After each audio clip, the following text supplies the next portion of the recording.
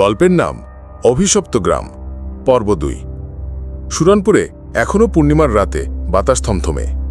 তানিয়া নিখোঁজ হওয়ার পর গ্রামের মানুষ আরও আতঙ্কগ্রস্ত হয়ে পড়েছে। কেউ কেউ বলছে বটগাছটা আর একটা আত্মা গিলেছে। কিন্তু গ্রামের বুড়ো সাধু হরিচরণ জানে তানিয়া মরেনি। তানিয়া এখন ওই গাছেই আছে, ছায়ার মধ্যে লুকিয়ে। এক রাতে হরিচরণ সাহস করে গেলেন সেই বটগাছের নিচে। সাথে নিলেন কিছু পুরনো পুঁথি, যা বহু আগে সন্ন্যাসিনী লিখে গিয়েছিল। গাছের কাছে পৌঁছানো মাত্রই বাতাস হিম হয়ে এলো। হঠাৎ অন্ধকারের ভেতর থেকে বেরিয়ে এলো এক নারী মূর্তি। সাদা জামা, খালি পা, উড়ন্ত চুল।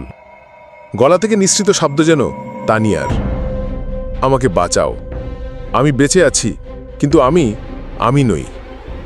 হরিচরণ বুঝে গেলেন তানিয়ার শরীরটা ছায়ামূর্তির কবলে চলে গেছে। তার আত্মা আটকে আছে আর একটা স্তরে, যেখানে আলো পৌঁছায় না, শব্দ থেমে যায়।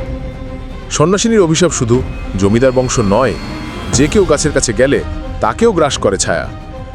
হরিচরণ চিৎকার করে ওঠেন, সন্ন্যাসিনীর অভিশাপ মুক্ত করা দরকার, নইলে পুরো গ্রামটাই অন্ধকারে ডুবে যাবে।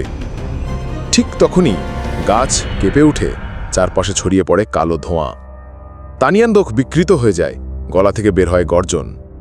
অভিশাপ শেষ হয় না, এটা তো শুরু মাত্র। গল্প যদি ভালো লাগে তাহলে বেশি বেশি করে লাইক দাও।